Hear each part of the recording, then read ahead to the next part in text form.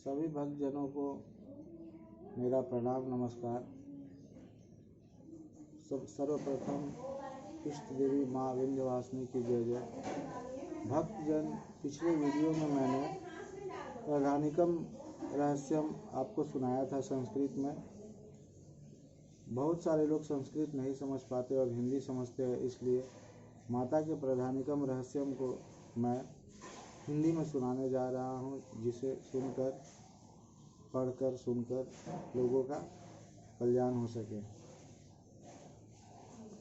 श्री सप्तशती के इन तीनों रहस्यों के नारायण ऋषि, अनुष्टुप छंद तथा महाकाली, महालक्ष्मी एवं महासरस्वती देवता है। शास्त्रोक्त फल की प्राप्ति के लिए जप में इनका विनियोग होता है।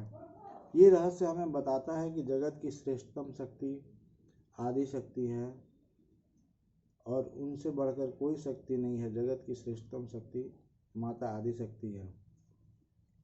सभी शक्तियाँ उन्हीं का स्वरूप है।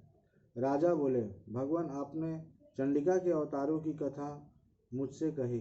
ब्राह्मण, अब इन अवतारों की प्रधान प्रकृति का निरूपण कीजिए। द्विज श्रेष्ठ, मैं आपके चरणों में पड़ा हूँ। मुझे देवी के जिस स्वरूप की और जिस विधि से आराधना करनी है वह सब यथार्थ रूप से बतलाइए। ऋषि कहते हैं, राजन, यह रहस्य परम गोपनीय है, इसे किसी से कहने योग्य नहीं बतलाया गया है, किंतु तुम मेरे भक्त हो, इसलिए तुमसे न कहने योग्य मेरे पास कुछ भी नहीं है।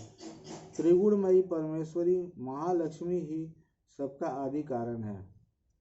राजन, वे अपनी चार भुजाओं में मातुलुंग, बिजौरे का फल, गदा, खेट यानी ढाल एवं पान पत्र और मस्तक पर नाग, लिंग तथा योनि, इन वस्तुओं को धारण करती है। तपाए हुए स्वर्ण के समान उनकी कांति है। तपाए हुए स्वर्ण के उनके भूषण है। उन्होंने अपने तेज से इस शून्य जगत को परिपूर्ण किया है। परमेश्वरी महालक्ष्मी ने इस संपूर्ण जगत को शून्य देखकर केवल तमोगुण रूप उपाधि के द्वारा एक अन्य उत्कृष्ट रूप धारण किया है। वह रूप एक नारी के रूप में प्रकट हुआ, जिसके शरीर की कांति निखरे हुए काजल की भांति काले रंग की थी। उसका श्रेष्ठ मुख दाढ़ों से शोभित था। नेत्र बड़े बड़े और कमर पतली थी। उसकी चार भुजाएं ढाल, तलवार, प्याले और कटे हुए मस्तक से सुशोभित थी। वह वक्षस्थल स्थल पर कबंध, धड़ की तथा मस्तक पर मुंडों की माला धारण किए हुए थी। इस प्रकार प्रकट हुई स्त्रियों में श्रेष्ठ तामसी देवी ने महालक्ष्मी से कहा, माताजी, आपको नमस्कार है, मुझे मेरा नाम और कर्म बताइए। तब महालक्ष्मी ने स्त्रियों में श्रेष्ठ उस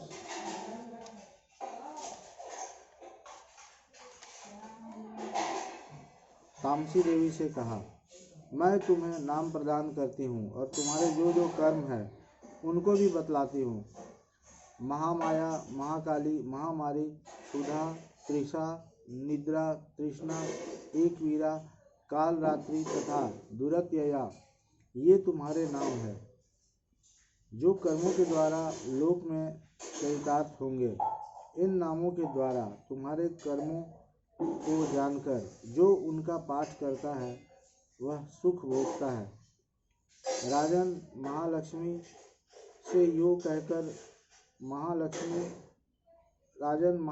से यो कहकर महालक्ष्मी ने अत्यंत शुद्ध सत्व गुण के द्वारा दूसरा रूप धारण किया, जो चंद्रमा के समान गौर वर्ण था। वह श्रेष्ठ नारी अपने हाथों में अक्षमाला, अंकुश, वीणा तथा पुस्तक धारण किए हुए थी। महालक्ष्मी ने उसे भी नाम प्रदान किए, महाविद्या, महावाणी, भारती, वाक, सरस्वती, आर्या, ब्राह्मी, कामधेनु, वेदगर्भा और धीश्वरी, बुद्धि की स्वामिनी, ये तुम्हारे नाम होंगे। तदनंतर महालक्ष्मी ने महाकाली और महासरस्वती से कहा, देवियों, तुम दोनों अपने अपने गुणों के योग्य स्त्री पुरुष के जोड़े उत्पन्न करो। उन दोनों से यो कहकर महालक्ष्मी ने पहले स्वयं ही स्त्री पुरुष का एक जोड़ा उत्पन्न किया। वे दोनों हिरण्यगर्भ, निर्मल ज्ञान से संपन्न, सुंदर तथा कमल के आसन पर विराजमान थे। उनमें से एक स्त्री थी और दूसरा पुरुष। तत्पश्चात माता महालक्ष्मी ने पुरुष को ब्रह्मन, विधे, विरिंची तथा धातः इस प्रकार संबोधित किया और स्त्री को श्री, पद्या, कमला, लक्ष्मी इत्यादि नामों से पुकारा। इसके बाद महाकाली और महासरस्वती ने भी एक एक जोड़ा उत्पन्न किया। इनके भी रूप और नाम मैं तुम्हें बतलाता हूँ।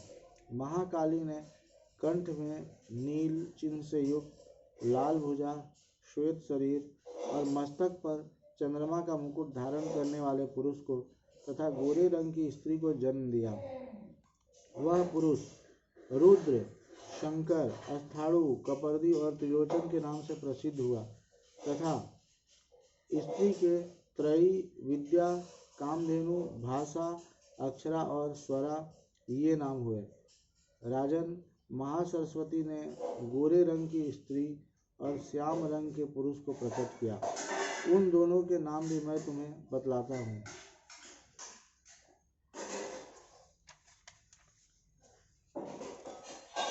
विष्णु, उनमें पुरुष के नाम विष्णु, कृष्ण, ऋषिकेश, वासुदेव और जनार्दन हुए तथा स्त्री उमा, गौरी, सती, चंडी, सुंदरी, सुभगा और शिवा इन नामों से प्रसिद्ध हुई। इस प्रकार तीनों युवतियाँ ही तत्काल पुरुष रूप को प्राप्त हुई। इस बात को जानने वाले लोग ही समझ सकते हैं। इस बात को ज्ञान नेत्र वाले लोग ही समझ सकते हैं। दूसरे अज्ञानी जन इस रहस्य को नहीं जान सकते। राजन, महालक्ष्मी ने त्रयी विद्या रूपा सरस्वती को ब्रह्मा के लिए पत्नी रूप में समर्पित किया, रुद्र को वरदायिनी गौरी तथा भगवान वासुदेव को लक्ष्मी देवी। इस प्रकार सरस्वती के साथ संयुक्त होकर ब्रह्मा जी ने ब्रह्मांड को उत्पन्न किया और परम पराक्रमी भगवान रुद्र ने गौरी के साथ मिलकर उसका भेदन किया। राजन, उस ब्रह्मांड में प्रधान महतत्व आदि कार्य समूह, पंच महाभूतात्मक समस्त स्थावर जंगम रूप जगत की उत्पत्ति हुई। फिर लक्ष्मी के साथ भगवान विष्णु ने उस जगत का पालन पोषण किया और प्रलय काल में गौरी के साथ महेश्वर ने उस संपूर्ण जगत का संहार किया।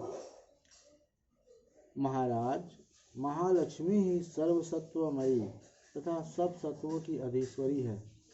वे ही निराकार और साकार रूप में रहकर नाना प्रकार के नाम धारण करती है। सगुणवाचक, सत्य, ज्ञान, चित्त, महामाया आदि नामांतरों से इन महालक्ष्मी का निरूपण करना चाहिए। केवल एक नाम महालक्ष्मी मात्र से अथवा अन्य प्रत्यक्ष आदि प्रमाण से उनका वर्णन नहीं हो सकता। भक्तजनों, इस प्रकार हम लोगों ने देखा कि इस प्रथम रहस्य में पराशक्ति महालक्ष्मी के स्वरूप का प्रतिपादन किया गया है। महालक्ष्मी ही देवी की समस्त विकृतियों की प्रधान प्रकृति है। अतएव इस प्रकरण को प्राकृतिक या प्राधानिक रहस्य कहते हैं। इसके अनुसार महालक्ष्मी ही सब प्रपंच तथा संपूर्ण अवतारों का आदि कारण है। तीनों गुणों की साम्यावस्था रूपा प्रकृति भी उनसे भिन्न नहीं है। स्थूल, सूक्ष्म, दृश्य, अदृश्य अथवा व्यक्त, अव्यक्त सब उन्हीं के स्वरूप है। वे सर्वत्र व्यापक है। अस्थि, भांति, प्रिय, नाम और रूप सब वे ही है। वे सच्चिदानंदमयी परमेश्वरी सूक्ष्म रूप से सर्वत्र व्याप्त होती हुई भी भक्तों पर अनुग्रह करने के लिए परम दिव्य चिन्मय सगुण रूप से भी सदा विराजमान रहती है। उनके इस श्री विग्रह की कांति तपाए हुए स्वर्ण की भांति है। वे अपने चार हाथों में मातुलुंग, बिजौरा, गदा, खेत और पान पात्र धारण करती है तथा मस्तक पर नागलिंग और योनि धारण करती है। भुवनेश्वरी संहिता के अनुसार मातुलुंग कर्म राशि का, गदा क्रिया शक्ति का, खेत ज्ञान शक्ति का और पान पात्र तुरीय वृत्ति यानी अपने सच्चिदानंदमय स्वरूप में स्थिति का सूचक है। इसी प्रकार नाग से काल का, योनि से प्रकृति का और लिंग से पुरुष का ग्रहण होता है। तात्पर्य यह कि प्रकृति, पुरुष और काल तीनों का अधिष्ठान परमेश्वरी महालक्ष्मी ही है। उस चतुर्भुजा महालक्ष्मी इस हाथ में कौन से आयुध है, इसमें भी मतभेद है।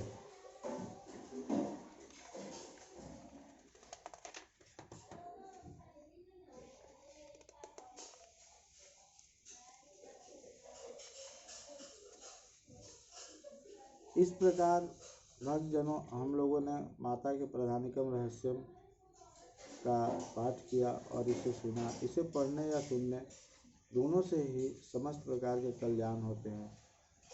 जगत की अधीश्वरी, जगत की आराध्य जगजननी माँ विंध्यवासिनी की जय जय।